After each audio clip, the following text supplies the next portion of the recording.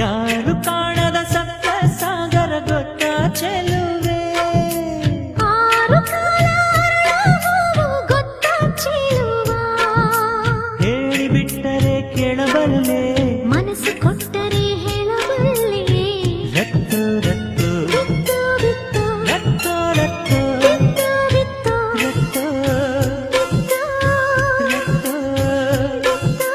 ಯಾರು ಕಾಣದ ಸಪ್ತ ಸಾಗರ ಗೊತ್ತ ಚೆಲುವೆ